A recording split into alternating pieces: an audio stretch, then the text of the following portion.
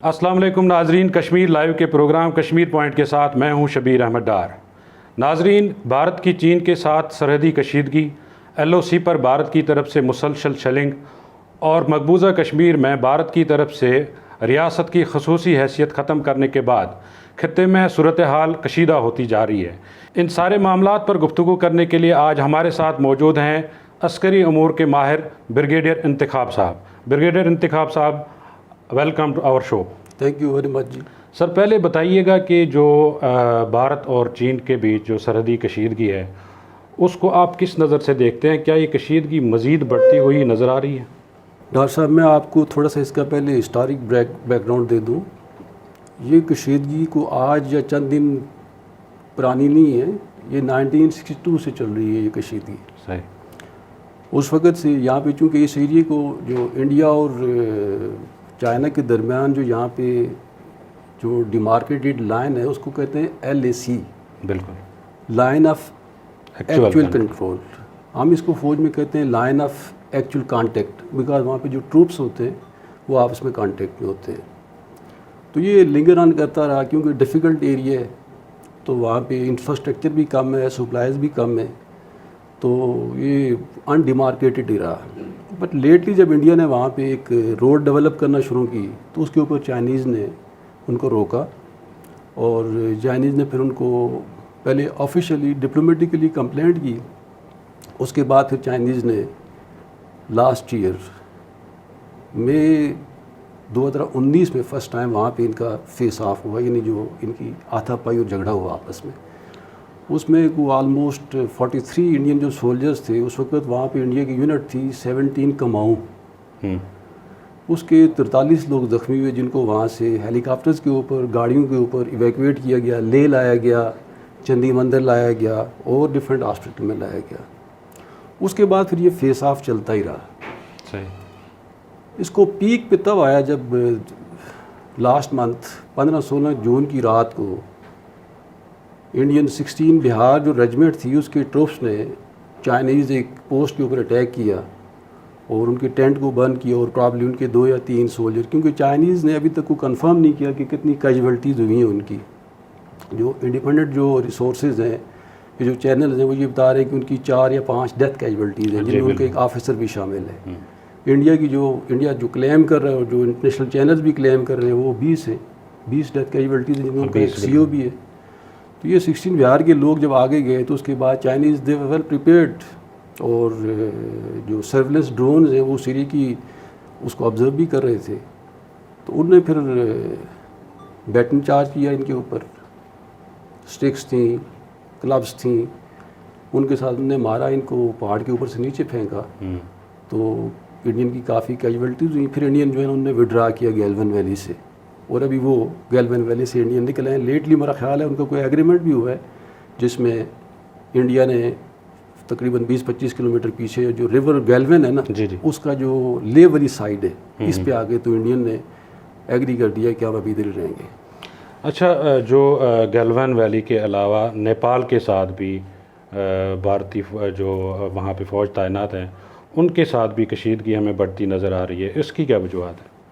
Actually India کا سب سے بڑا ایشو یہ ہے نا کہ انڈیا اس پورے ریجن میں ایک ہیجمینک ڈیزائن کے ساتھ ان کو یہ غلط فہمی ہے کہ شاید وہ اس ریجن کی پاور ہے، یا ان کو اس طرح ایکسپلائٹ کیا جا رہا ہے، یا ان کو یہ کہیں سے ان کو یہ چیز بتائی جا رہی ہے کہ you are going to be power in this region, probably امریکہ کی طرف سے، تو وہ ہر ایک کو بلی کرنے کی کوشش کر رہے ہیں۔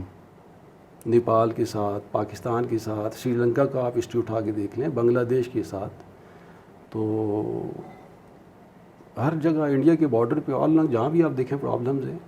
اچھا، بھارت کی آلموسٹ جتنے بھی ہمسائے ممالک ہیں ان کے ساتھ، پاکستان کے ساتھ تو ہمیشہ ہی کشیدگی رہی ہے، تو اب ہم دیکھ رہے ہیں کہ بنگلہ دیش نے بھی چائنا کی طرف رخ کر رہا ہے، انہوں نے ٹریڈ ایگریمنٹ سائن کیے ہیں، نیپال کے ساتھ بھی اب شروع ہو گیا ہے، چائنا بھی اب گلوان ویلی میں موجود ہے، اس کے علاوہ افغانستان میں بھی انڈیا کا رسوخ ختم ہوتا ہوا نظر آ رہا ہے۔ تو آپ اس ساری صورتحال کو کس طرح دیکھتے ہیں کہ کیا انڈیا آئسولیٹ ہو چکا ہے خطے میں؟ نہیں آئسولیٹ تو آپ نہیں کہہ سکتے, یہ تو کافی پری میچور بات ہے کہ آئسولیٹ ہو چکا ہے. انڈیا کو دیکھیں, یہ ہمیں تسلیم کرنا چاہیے کہ انڈیا اس ریجن میں ایک پاور تو ہے, اور اس کے کچھ ریزنز ہیں. نہیں, آئسولیٹ میں نے اس لیے استعمال کی کیونکہ انڈیا مسلسل پچھلے 10-12 سال سے یہ تاثر دے رہا ہے کہ ہم پاکستان کو پوری دنیا میں آئسولیٹ کریں گے اور تنہا کریں گے, لیکن اب جو دیکھنے میں آ رہا ہے کہ بھارت کی اپنے ہمسائے ممالک کے ساتھ حالات کشیدہ سے کشیدہ ہوتے جا رہے ہیں. ڈاکٹر صاحب ایک چیز یاد رکھیے, انٹرنیشنل جو جیو پالیٹکس ہے نا, ان میں کوئی دوست یا دشمن نہیں ہوتا, کوئی کسی کو آئسولیٹ نہیں کرتا, اکنامک انٹرسٹ ہوتی ہے. آپ یہ چیز ذہن میں رکھیے کہ ہندوستان ایک بڑی اکانومی ہے, اس کا بڑا سائز ہے, وہاں پہ بہت پاپولیشن ہے, لوگوں کے اکنامک انٹرسٹس ہیں, تو اس کو کبھی بھی کوئی آئسولیٹ نہیں کرے گا, بیکاز لوگوں نے مارکیٹ ہے نا, لوگوں نے اپنی چیزیں بیچنی ہیں وہاں پہ. سمپل اکنامک کا پرنسپل ہے. تو آئسولیٹ تو نہیں آپ کہہ سکتے, بٹ یہ ضرور ہے کہ انڈیا اس وقت جو ہے نا تو مشکل میں ہے. اس کے اپنے سارے نیبرز کے ساتھ جو اس کے ریلیشنز ہیں وہ اتنے اچھے نہیں ہیں, اور اسپیشلی شاید چائنا اس کو انڈیا کو یہ باور کروایا گیا تھا ویسٹ اور یو ایس کی طرف سے کہ آپ ایک سیٹلائٹ پاور کا جو یہ کانسیپٹ تھا نا کہ یو ایس دنیا میں سنگل پاور ہے, تو اس کی سیٹلائٹ پاورز ہوں گی ڈفرینٹ ریجنز میں. تو اس ریجن میں انڈیا کو یہ باور کروایا گیا تھا کہ آپ ایک پاور ہوں گے چائنا کے اگینسٹ, کیونکہ چائنا از ایمرجنگ پاور. دنیا آہستہ آہستہ پھر بائی پولر ہو رہی ہے. ایک اور میں آپ کو امپورٹنٹ بات بتا دوں کہ 19 سینچری میں ایک نیول جورسٹ تھا امریکہ کا, ایڈمرل ایلفریڈ مہان. جی, اس نے کہا تھا کہ 20th and 21st سینچری میں دنیا کو وہ رول کرے گا جو انڈین اوشن کو رول کرے گا. صحیح. اور جو انڈین اوشن ہے اس کو انٹرنیشنل ٹریڈ ہائی وے کہتے ہیں. دنیا کا 80% جو انرجی کا ٹریڈ ہے وہ سارا اسی میں ہوتا ہے. اس کے علاوہ 50% جو دنیا کی باقی تجارت ہے وہ ساری بھی انڈین اوشن میں ہوتی ہے. سو انڈین اوشن کو کہتے ہیں انٹرنیشنل ٹریڈ ہائی وے. اب بائی ڈیفالٹ انڈیا اس کو ڈومینیٹ کرتا ہے, کیونکہ 4,500-5 ہزار کلومیٹر انڈیا کی بارڈر ہے, انڈیا کی شور ہے انڈین اوشن کے اوپر. لیکن ایک بڑی انٹرسٹنگ اور ہسٹورک بات ہے, جب برٹش پوری دنیا پہ رول کر رہے تھے تو اس وقت ایک پالیسی تھی, اس کو کہتے اسٹرنگ آف پرلز, موتیوں کی لڑی. صحیح. یہ کچھ بندرگاہیں تھیں جو انڈین شور کے رم کے اوپر تھیں, starting from Cape of Good Hope, South Africa سے شروع ہوتی تھی. افریقہ کی جتنی بھی رم پہ جتنے ملک ہیں ان ساری بندرگاہیں, پھر مڈل ایسٹ, پھر ساؤتھ ایشیا, ایران, پاکستان تو نہیں تھا تب, ہندوستان, برما, ملایا تک. تو یہ ساری پورٹس جتنی بھی تھیں یہ برٹش کے پاس تھیں. اب اسی پالیسی کو ریپلیکیٹ کر رہا ہے چائنا. آپ دیکھیے کیپ آف گڈ ہوپ کی امپورٹنس بھی ختم ہو گئی کیونکہ سویز کینال بن گئی ہے ابھی. بالکل. تو سویز کینال بننے کے بعد کیپ آف گڈ ہوپ جو ساؤتھ افریقہ سے ایک راستہ آتا تھا نا انڈین اوشن میں, اس کی امپورٹنس ختم ہو گئی ہے. سو چائنا نے اس کو چھوڑ کے مڈغاسکر, صومالیہ, جبوتی, یمن, ایران, پاکستان, سری لنکا, ایمن ٹوٹا, اس طرح چٹاگانگ بنگلہ دیش, ینگون, اور ایون گلف آف مرمارا میں ایک نئی جو ہے نا کینال کھود رہا ہے چائنا کہ اسٹیٹ آف ملاکا کو جو ایک اور راستہ ہے انڈین اوشن میں آنے کا اس کو بائی پاس کیا جائے جہاں پہ امریکن ڈومیننس ہے.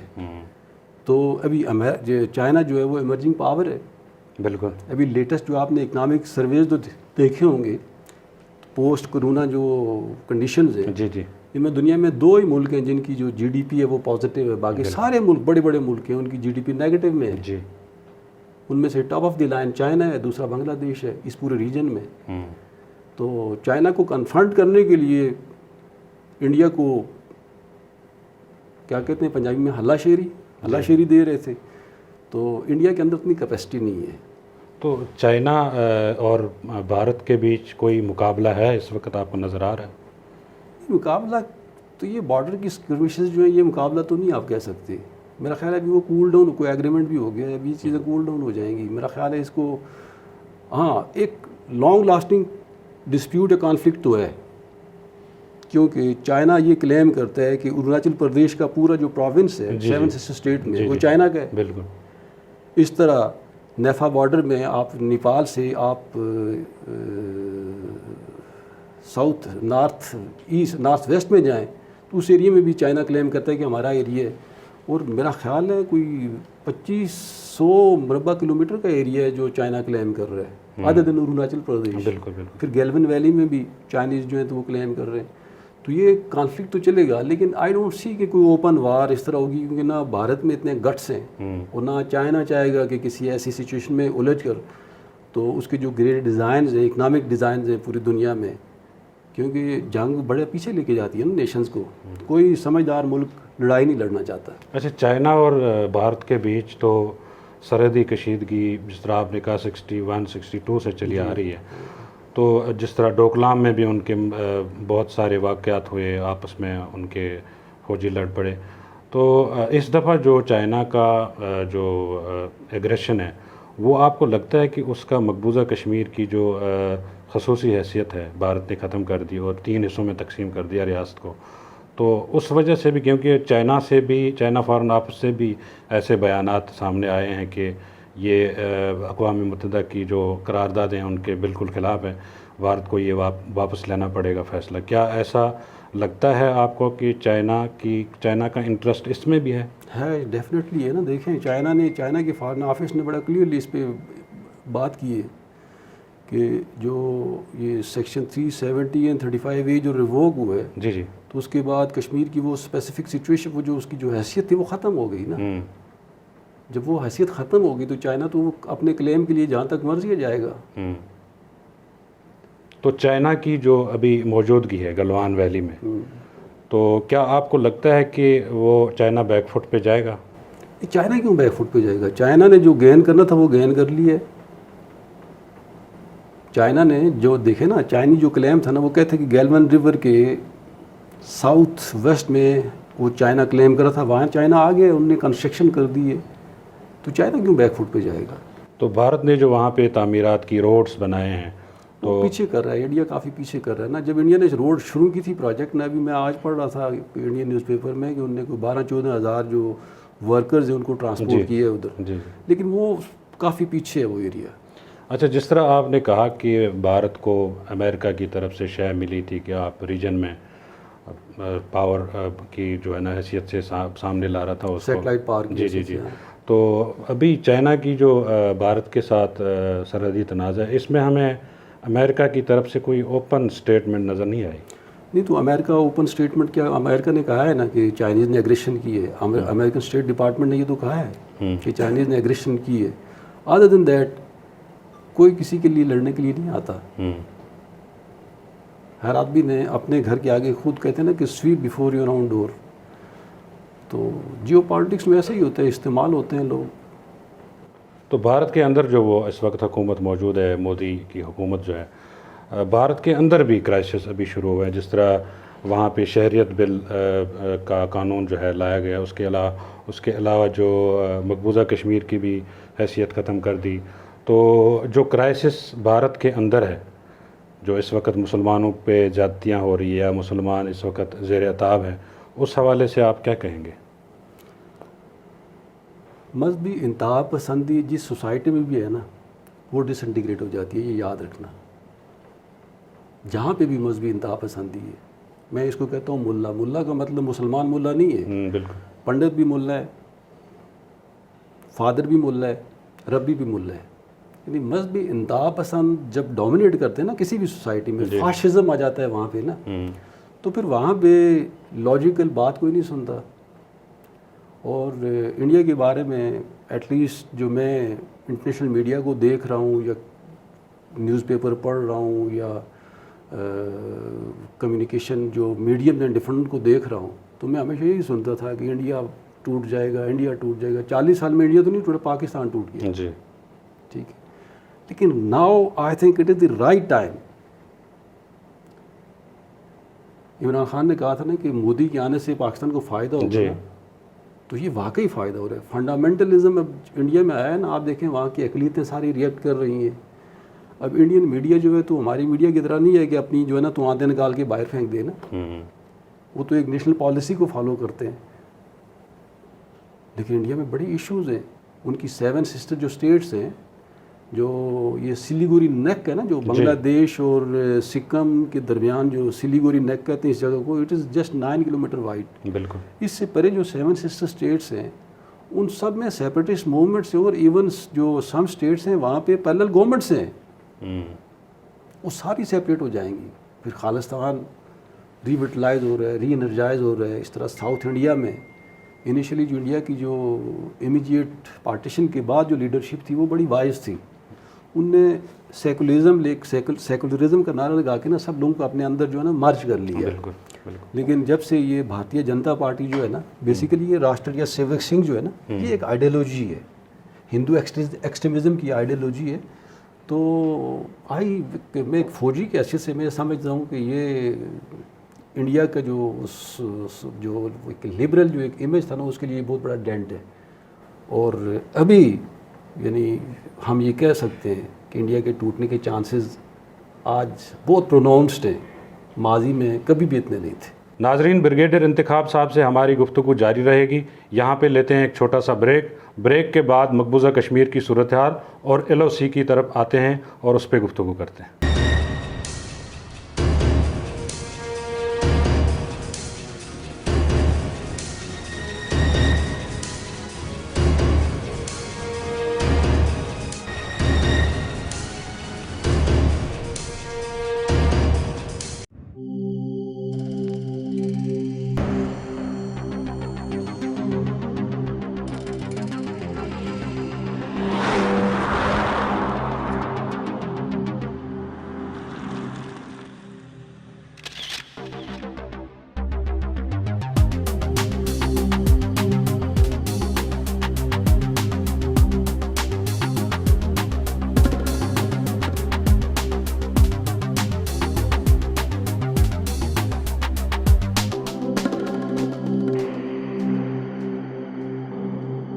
یونیک موٹرز، نئی اور پرانی گاڑیوں کی خرید و فروخت کا بااعتماد ادارہ، فلاور مارکیٹ F10 مرکز، اسلام آباد. رابطہ نمبر 051-211-2530، موبائل نمبر 0300510419.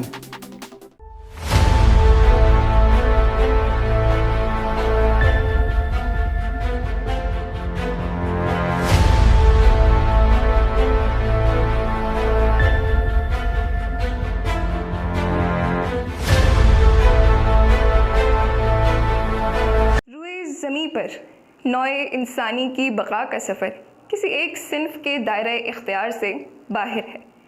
مرد چاہے جس بھی رتبے، جس بھی حیثیت کا حامل ہو، کسی نہ کسی خاتون کا مرہون احسان ضرور ہوتا ہے. چار دیواری کو گھر بنانے سے لے کر معاشرتی نظم و ضبط تک، سیاست، معیشت، عدلیہ، فوج، سائنس، فنون لطیفہ اور دیگر شعبہ زندگی میں خاتون کے کردار کی اہمیت سے کسی کو انکار نہیں. ہم بانیے مہر و وفا، ہم کشمکش، ہم ارتقا، تاریخ نے خود لکھ دیا ان کی عبارت ہم سے ہے. ہم مائیں، ہم بہنیں، ہم بیٹیاں، قوموں کی عزت ہم سے ہے، قوموں کی عزت ہم سے ہے.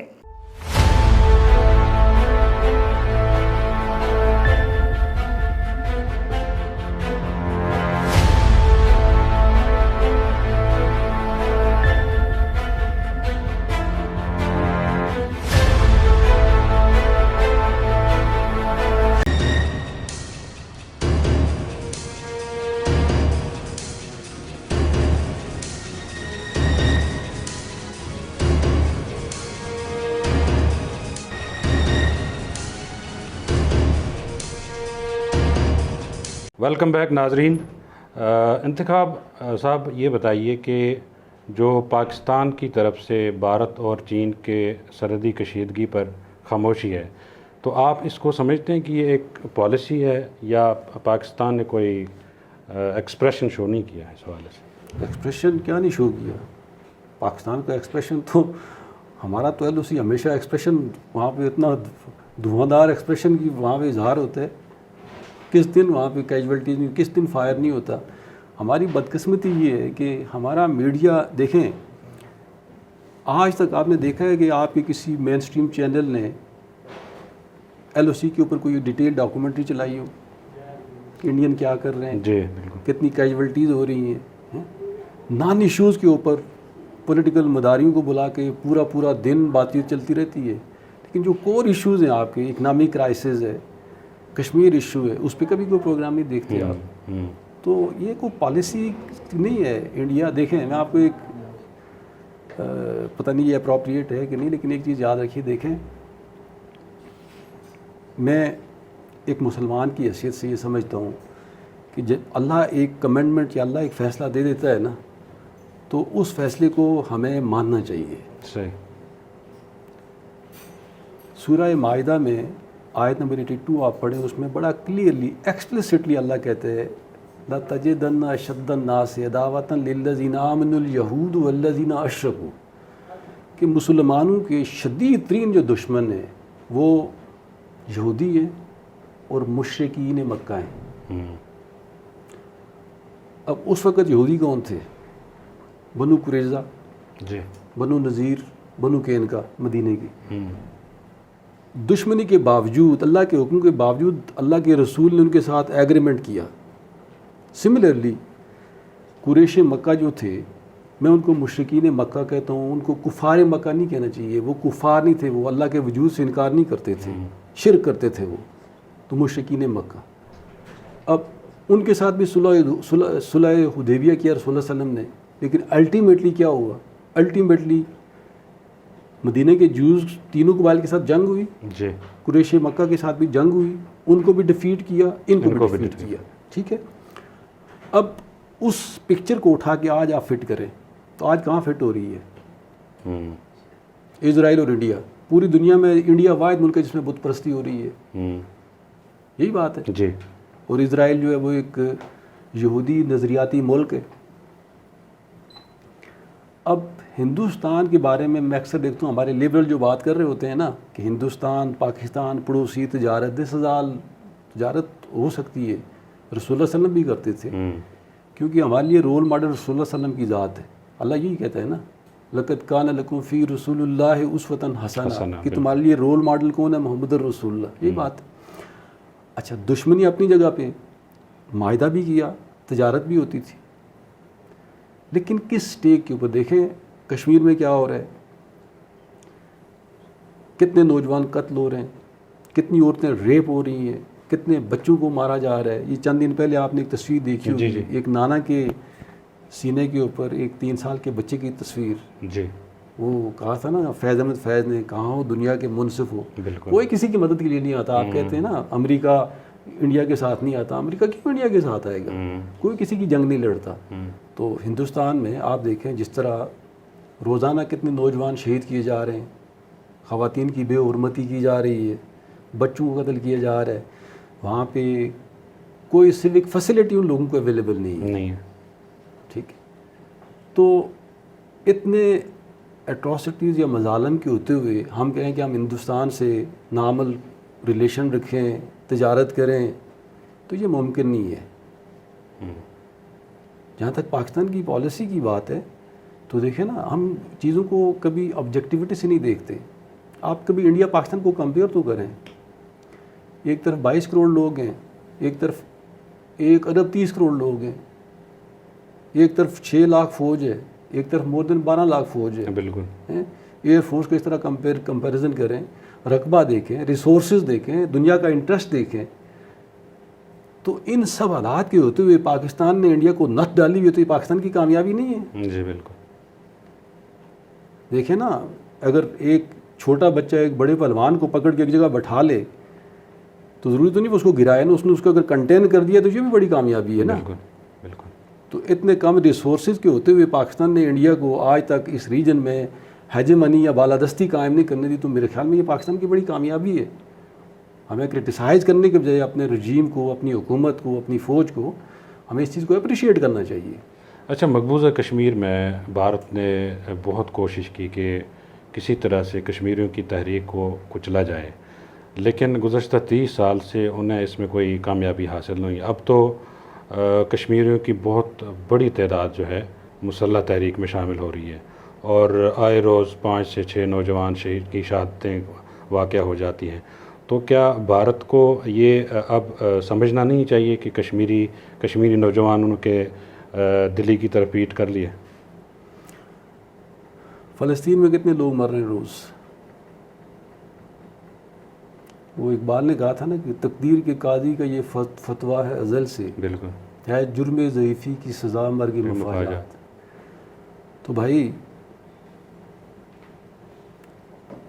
جو پریزنٹ ماڈل کشمیر میں چل رہا ہے نا، اس ماڈل کے ساتھ کشمیر 200 سال بھی آزاد نہیں ہوگا، میں آپ کو بتا دوں۔ صحیح، یہ ایگزیکٹلی وہی ماڈل ہے جو فلسطین میں انتفاضہ والا ماڈل چل رہا ہے، ایگزیکٹلی انہی لائن پہ جس طرح اسرائیل نے فلسطینیوں کی زمینیں خریدی، ان کے حقوق سلب کیے اور اس پہ قبضہ کیا، ابھی وہی انڈیا اسی پالیسی کو ریپلیکیٹ کر رہے ہیں۔ 370 ختم کیا، 35A ختم کیا۔ ابھی میں پچھلے دنوں پڑھ رہا تھا کسی اخبار میں کہ 30,000 لوگوں کو انہوں نے ڈومیسائل دے دی ہے کشمیر کا۔ تو دوسرا میں آپ کو ایک اور بات بتاؤں، یہ جو ہم بات کرتے ہیں نا کہ بات چیت سے مسئلے حل ہوتے ہیں، آج تک میں نے بات چیت سے کوئی مسئلہ حل ہوتے ہوئے نہیں دیکھا۔ مجھے انسانی تاریخ میں آپ مجھے دیکھیں، انسانی تاریخ جو ریکارڈڈ تاریخ ہے وہ کنگ ہیمورابی سے شروع ہوتی ہے اور آج تک آتی ہے۔ مجھے کوئی ایک ایشو آپ بتا دیں جو بات چیت سے ختم ہوا دنیا میں، کوئی ایک ایشو بتا دیں۔ اچھا، جیسے میں نے پہلے عرض کی کہ محمد رسول اللہ کی ذات ہمارے لیے نمونہ ہے۔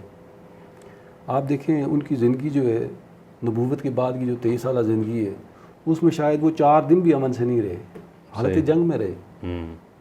اچھا، یہ نہیں کہ انہوں نے ڈسکشن کرنے کی کوشش کی۔ جی بالکل، جب مدینہ میں تشریف لائے تو انہوں نے صلح میثاق مدینہ کیا یہودیوں سے، لیکن ناکام ہو گیا۔ پھر انہوں نے یہودیوں کے تینوں قبائل کو شکست دے کے مدینہ سے نکالا۔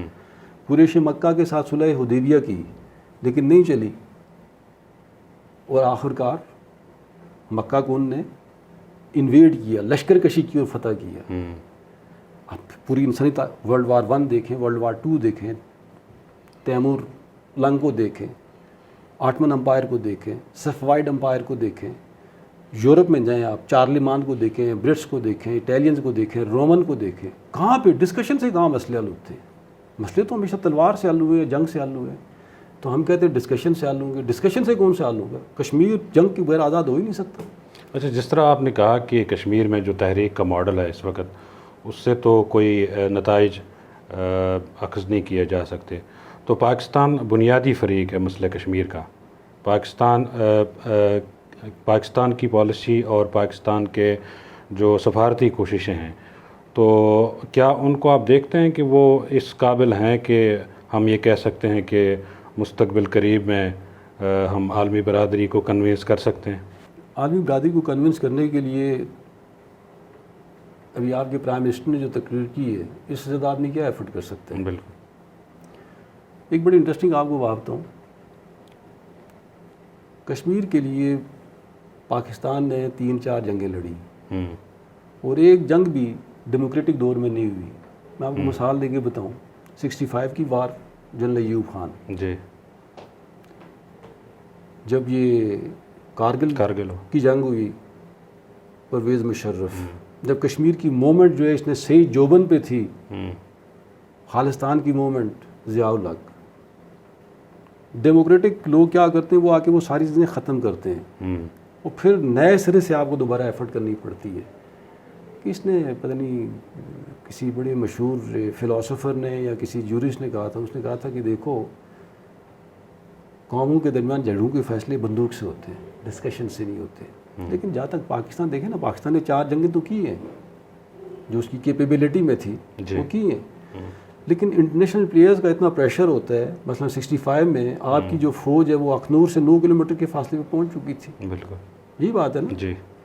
لیکن کیونکہ یہ جھگڑا ہے تو دنیا کی وار انڈسٹری چل رہی ہے نا، جی، امریکہ کی وار انڈسٹری چل رہی ہے، اسرائیل کی وار انڈسٹری چل رہی ہے، رشیا کی چل رہی ہے، فرانس کی چل رہی ہے۔ یہاں جنگ ہوگی، ہتھیار بکیں گے تو ان کی، آپ کو پتہ ہے دنیا میں سب سے بڑی انڈسٹری کیا ہے؟ آئل سے بھی بڑی انڈسٹری وار انڈسٹری ہے، آرمامنٹ انڈسٹری ہے جو ہتھیار بناتے ہیں۔ تو وہ جھگڑا، وہ اس ایشو کو ریزالو نہیں ہونے دیں گے نا، اس ایشو کو بائی ڈیزائن کریٹ کیا گیا۔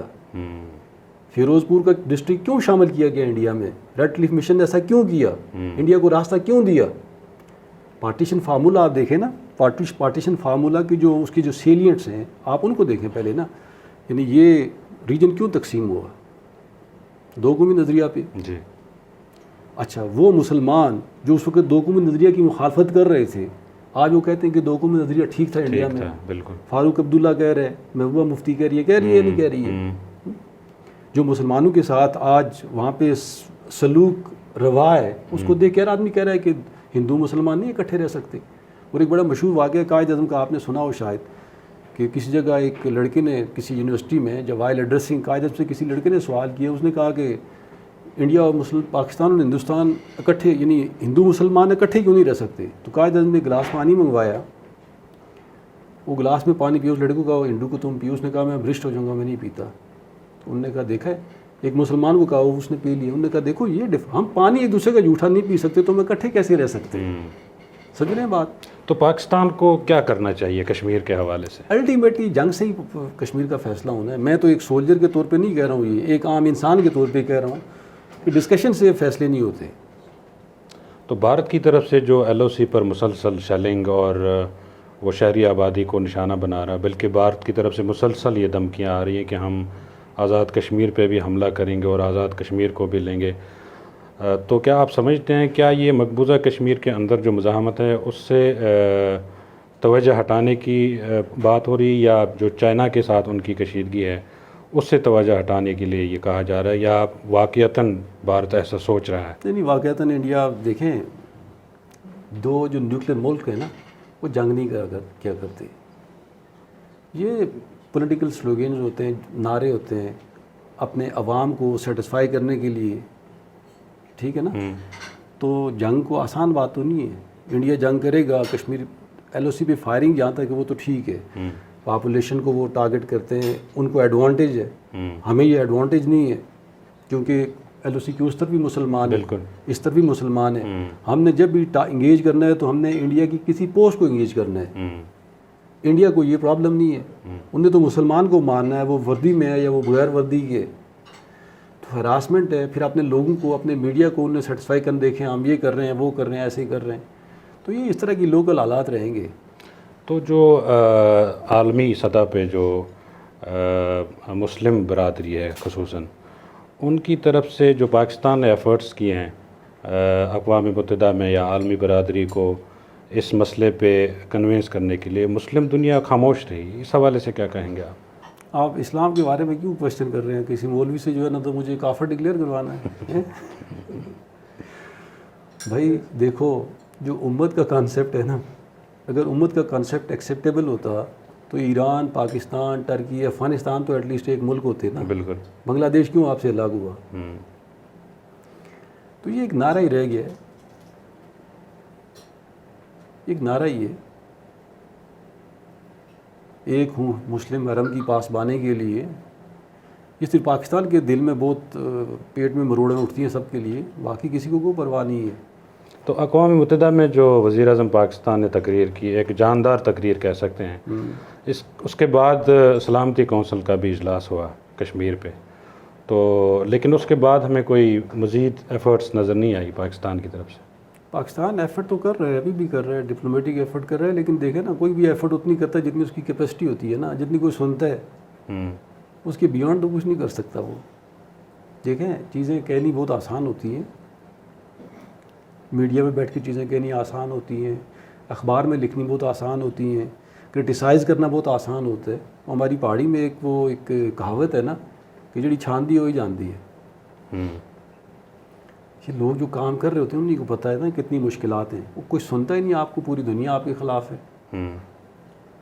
ٹھیک ہے، لیکن اس کے باوجود پاکستان بڑا پازیٹیولی ایفرٹ کر رہے ہیں، اور ہوپ فلی انشاءاللہ تعالیٰ دیکھیں.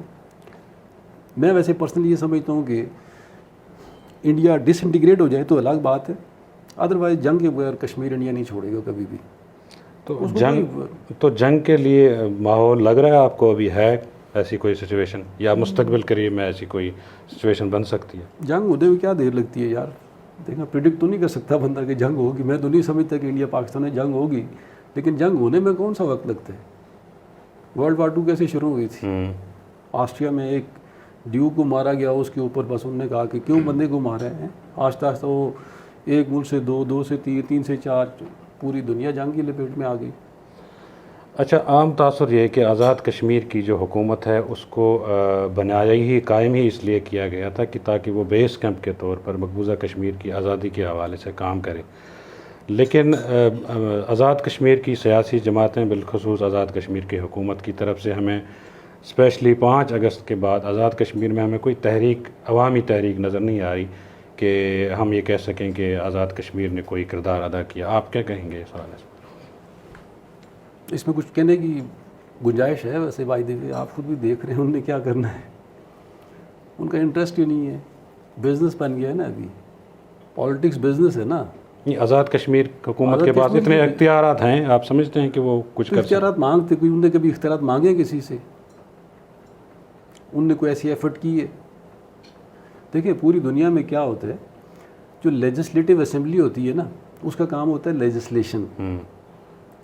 پاکستان میں اور کشمیر میں ہمارے جو لیجسلیٹرز ہیں وہ ڈیولپرز ہیں. وہ فنڈ لیتے ہیں، فنڈ سے چونکہ انہوں نے کمیشن لینا ہوتا ہے، انہوں نے ڈیولپمنٹ کے پروجیکٹ سارے پکڑتے ہیں. ڈیولپمنٹ اور مینٹیننس جو ہے یہ لوکل گورنمنٹ کا کام ہوتا ہے پوری دنیا میں، یہ لیجسلیٹر کا کام نہیں ہوتا ہے.